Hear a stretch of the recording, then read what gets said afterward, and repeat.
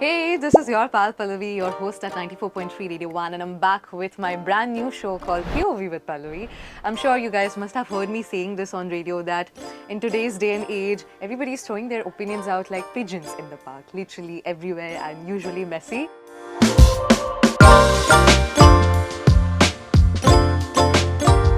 I will take a lot of advantage on being a radio host because we guys had gotten this opportunity way back in time to sort of throw our opinions out and loud, and this is exactly what I'm going to do with today's POV with Pallavi. Okay, this is episode 2 and I'm speaking about a really cool topic. In fact, speaking on behalf of my entire generation.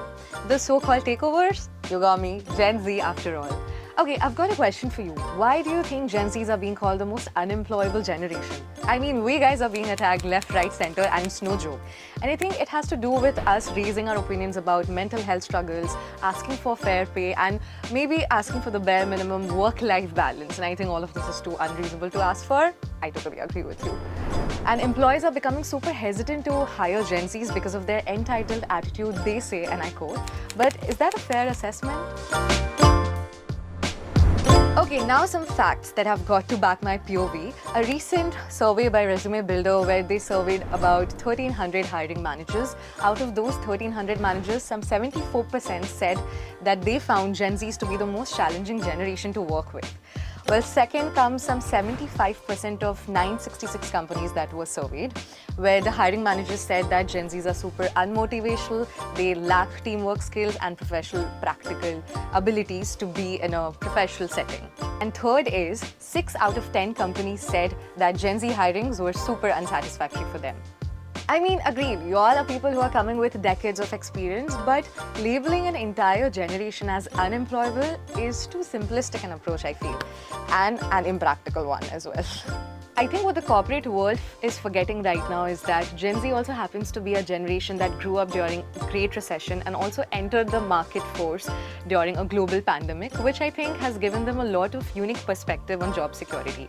Their tendency to switch jobs more often than the previous generation also has to do a lot with looking out for themselves, right?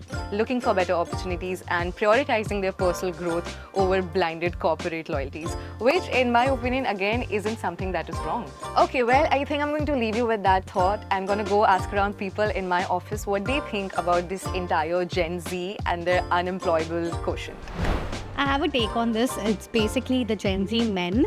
I work with females and they're quite okay, but men have a habit of not getting the instructions right, and they are very problematic.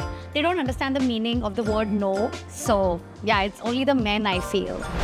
Not at all, completely employable. I certainly believe they are, simply because they are more interested in the non-working hours than they are interested in the working hours. I guess that I can rest my case with that. Hi. So no, I don't think so. I think they're very good with their work. They're very fast. They are very adjusting, and yeah, they're totally employable. Yeah. Well, we are tech savvy, we are socially aware, and I think we have seen more economic crashes than Windows 98. But I think it's still our fault. It's all our fault. But at the same time, are people forgetting that this is the same generation because of which there have been too many transformations in the corporate chain, like with respect to advocacy for mental health and also the whole multitasking and multi-facet ecosystem that we've built in these corporate chains. And I think this was something that wasn't even taken into consideration a decade back. And I would like to end this by saying Gen Zs aren't unemployable, but they are just unwilling to be exploited. And well, that was my time on POV with Pallavi. If you just like what I spoke to you about, please give us a thumbs up. Comment down your thoughts because I would love to know from you and share as much as you can. Okay, bye-bye. One world, your station.